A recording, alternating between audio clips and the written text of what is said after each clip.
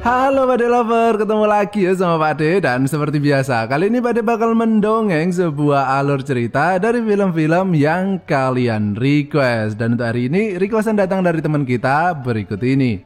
Dia merequest sebuah film yang berjudul My Friend's Mother, yang tentu saja bukan judul aslinya ya, karena film ini adalah film JAV. Jadi Pak De bakal sediakan kode nuklir di video ini yang bisa kalian tukarkan di Indongapret. Buat yang ngerti, diam aja ya, nggak usah banyak ngomong, biar bocil-bocil di sini nggak bisa menemukan film ini ya.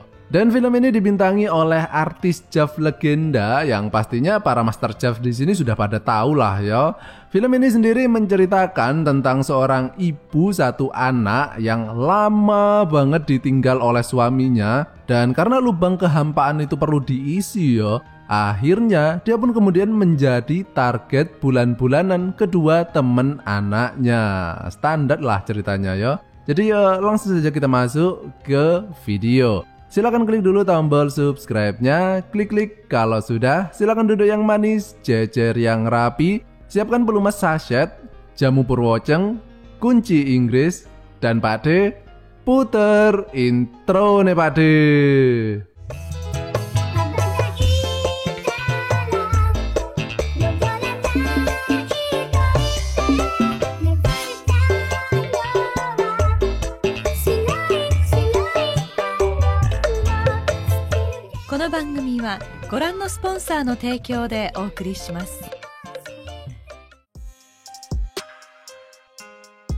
Film ini dimulai dengan dua orang yang sedang jalan santai sepulang dari warung Mbok Darmi.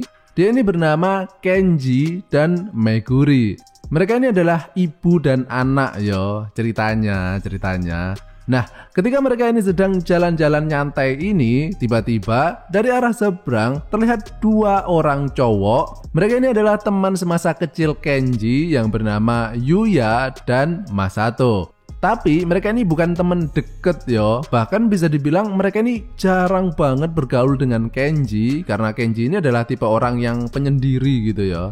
Nah, ketika mereka ini melihat Kenji dan ibunya itu, mereka mengira bahwa Kenji ini sedang berjalan bareng dengan pacarnya. Dan mereka ini sebenarnya berniat untuk menggodanya ya. Namun, mereka ini kemudian sangat terkejut ya ketika mengetahui kalau ternyata Meguri ini adalah ibu Kenji. Ibunya masih cakep loh ya. Ya iyalah, wong dia ini kan artis JAV ya.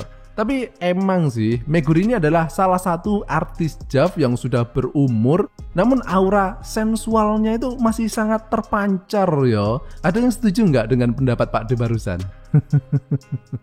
Nah, mereka ini kemudian mencoba mendekati Kenji dengan dalih kangen ya, pengen main bareng lagi gitu, kayak pas waktu mereka kecil dulu. Yang sebenarnya sudah kalian tahu lah ya, kalau sebenarnya itu semua cuma modus aja sih, biar mereka bisa mendekati Meguri. Dan film ini pun dimulai. Mbok fantasiku.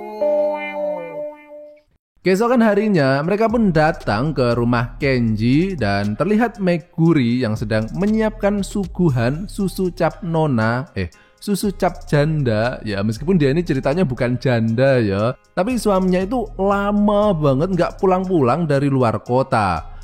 Nah, beberapa menit kemudian, Yuya ini pamit buang air kecil, dan ketika ia sampai di ruang tamu, dia kemudian terhenti karena dia melihat Meguri yang sedang bersih-bersih sembari jentat-jentit. Dan dari belakang, dia ini tengah menikmati pemandangan tubuh Meguri yang semlohe.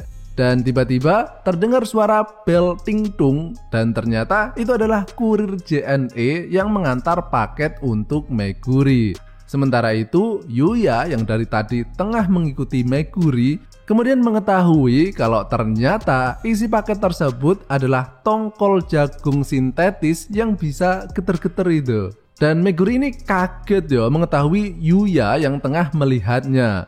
Yuya kemudian menanyakan arah toilet karena dia ini pengen buang air kecil toh. Dan ketika Yuya hendak menuju ke toilet, dia kemudian berubah pikiran dan kembali menuju ke arah Meguri. Sehingga meskipun Yuya ini sedang kebelet pipis yo, Namun dia ini bukannya mencari lubang toilet, melainkan mencari lubang yang lain, lubang knalpot gitu. Nah, beberapa menit kemudian setelah lega banget gitu rasanya bisa buang air kecil barusan, Yuya kemudian pamit pulang dan diikuti oleh Masato.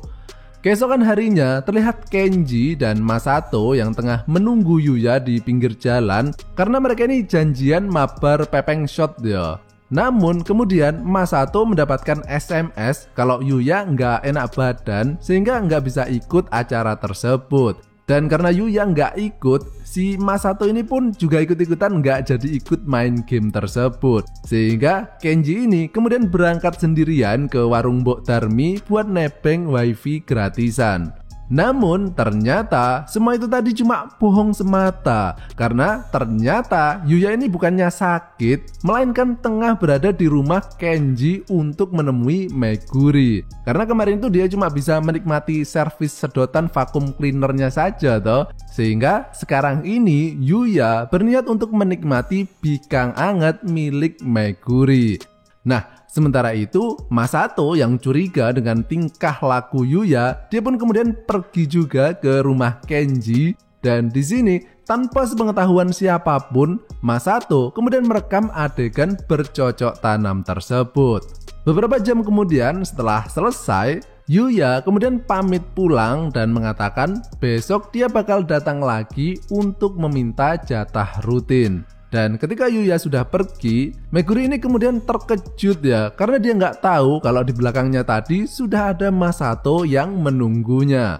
Dan Masato yang kini sudah tahu akan tindakan bejat yang mereka lakukan, kemudian menunjukkan rekaman video miliknya tadi. Dan di sini Masato kemudian mengancam kalau Meguri nggak mau video ini tersebar di dunia maya, ya meskipun cuma 19 detik sih, dia mengatakan bahwa dia juga harus mendapatkan jatah bikang yang sama dengan yang dinikmati oleh Yuya tadi. Sehingga kini Meguri ini menjadi ladang bermain bola kedua teman anaknya yo. Bahkan suatu ketika Kenji, Yuya, dan Masato datang bersamaan dan mereka ini sengaja membeli minuman beras kentur banyak banget dengan tujuan untuk membuat Kenji ini teler yo. Dan ketika Kenji ini sudah nggak sadar, pada saat itulah kemudian Meguri ini dijajah oleh kedua temennya itu. Dan setelah kejadian tersebut, kini terlihat Meguri ini jadi lebih sumringah yo, lebih bahagia gitu.